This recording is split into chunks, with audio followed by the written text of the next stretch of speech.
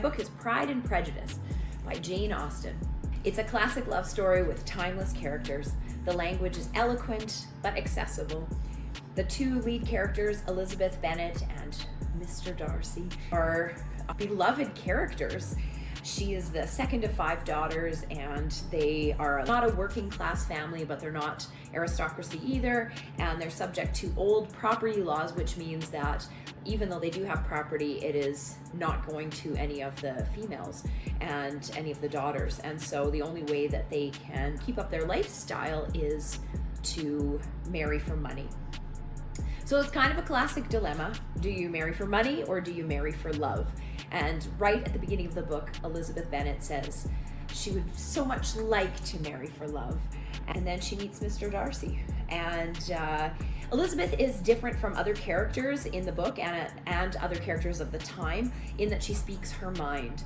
She has opinions and she stands up for herself. And then in comes Mr. Darcy, and he's got so much wealth and he falls in love with her, but he expresses, and she is beneath him because he's so terribly wealthy in class and in society. And she also has a really embarrassing family, which is a theme that goes throughout the book.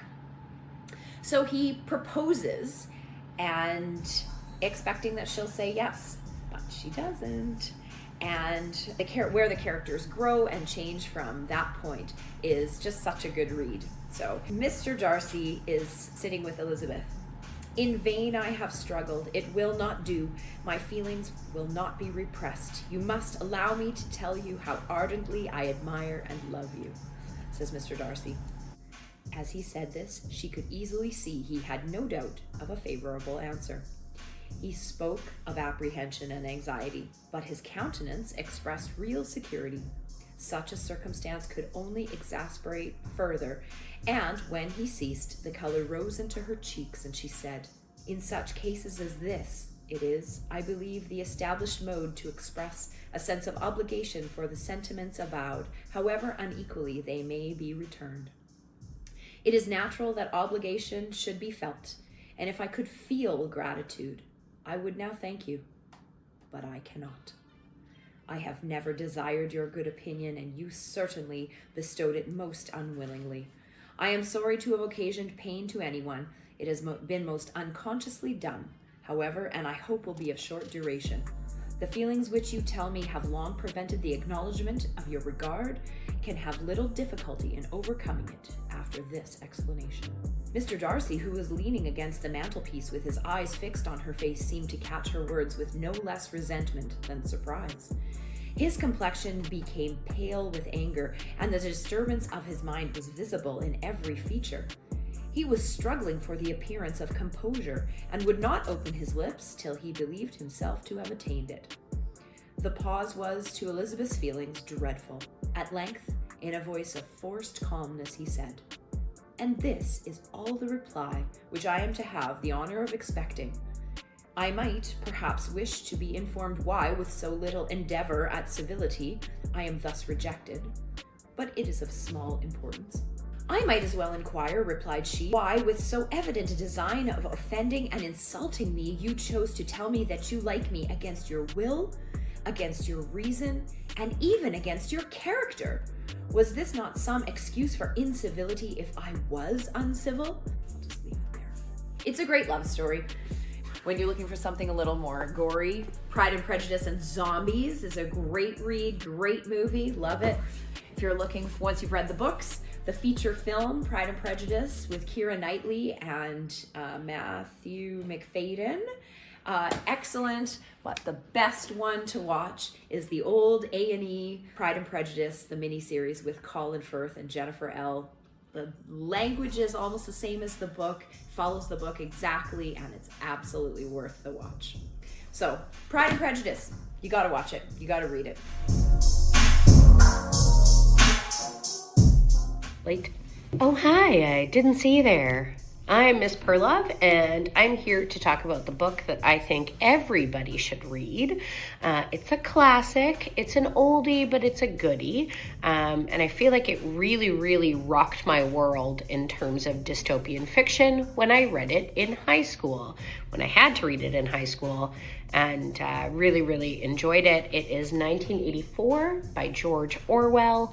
I know there's been a ton of dystopian fiction and other pieces written by diverse authors since then, but this one really opened my eyes to totalitarian governments and thought control and the narratives that we receive and how history is controlled by whoever has the loudest voice, for lack of a better term. I'm just going to read the beginning because this gal's not about spoilers. Chapter 1. It was a bright, cold day in April, and the clocks were striking 13. Winston Smith, his chin nuzzled into his breast in an effort to escape the vile wind, slipped quickly through the glass doors of Victory Mansions, though not quickly enough to prevent a swirl of gritty dust from entering along with him. The hallway smelt of boiled cabbage and old rag mats. At one end of it, a colored poster, too large for indoor display, had been tacked to the wall. It depicted simply an enormous face, more than a meter wide. The face of a man of about 45, with a heavy black mustache and ruggedly handsome features. Winston made for the stairs. It was no use trying the lift. Even at the best of times, it was seldom working, and at present, the electric current was cut off during daylight hours. It was part of the economy drive in preparation for Hate Week. The flat was 7 flights up, and Winston, who was 39, oh, me too, and had a varicose ulcer above his right ankle, went slowly, resting several times on the way. On each landing opposite the lift shaft, the poster with the enormous face gazed from the wall. It was one of those pictures which are so contrived that the eyes follow you when you move. Big Brother is watching you, the caption beneath it ran.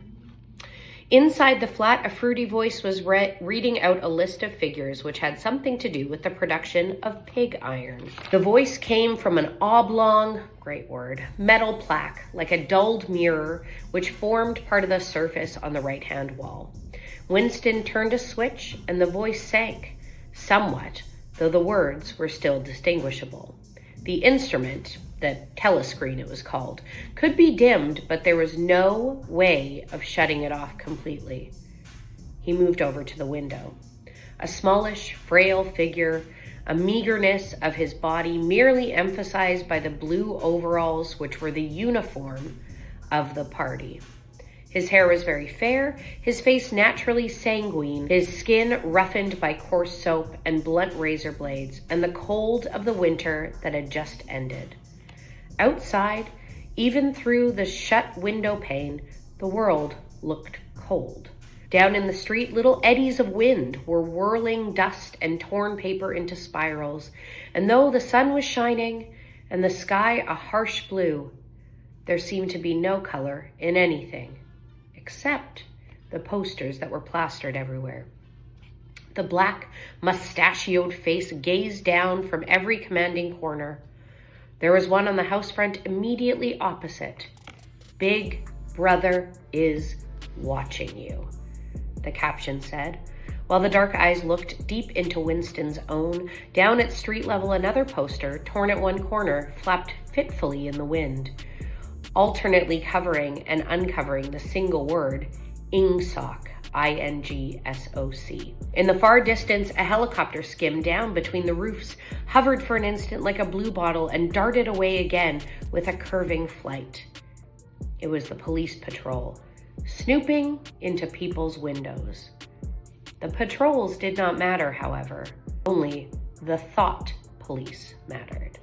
Ooh, Ingsoc, thought police, Big Brother's watching you. There's lots going on here. As I was reading this, I was just reminded too of how many cool words are in this book. I learned a lot of new vocabulary from reading this one. So I hope you give it a read and give it a try. And if you do, let me know what you thought about it. Bye.